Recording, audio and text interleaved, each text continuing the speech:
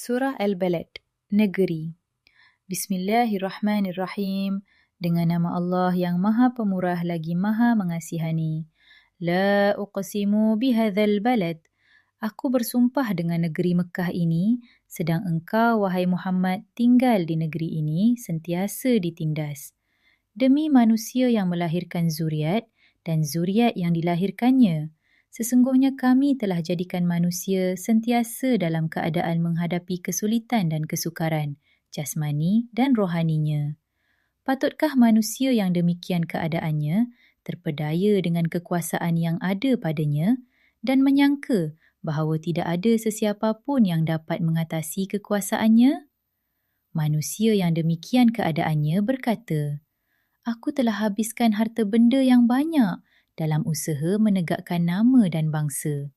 Adakah ia menyangka bahawa tidak ada sesiapa pun yang melihatnya dan mengetahui tujuannya menghabiskan harta bendanya itu?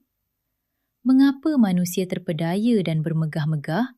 Tidakkah kami telah menjadikan baginya 2 mata untuk ia memerhatikan kekuasaan dan kekayaan kami, dan lidah serta 2 bibir untuk ia menyempurnakan sebahagian besar dari hajat-hajatnya?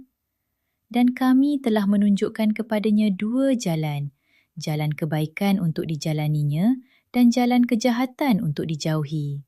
Dalam pada itu, manusia tidak memilih jalan kebaikan, merempuh masuk mengerjakan amal-amal yang tinggi darjatnya di sisi Tuhan. Dan apa jalannya? Engkau dapat mengetahui apa dia amal-amal yang tinggi darjatnya di sisi Tuhan itu? Di antara amal-amal itu, bagi orang yang mampu, ialah memerdekakan hamba abdi, atau memberi makan pada hari kelaparan kepada anak yatim dari kaum kerabat, atau kepada orang miskin yang terlantar di atas tanah.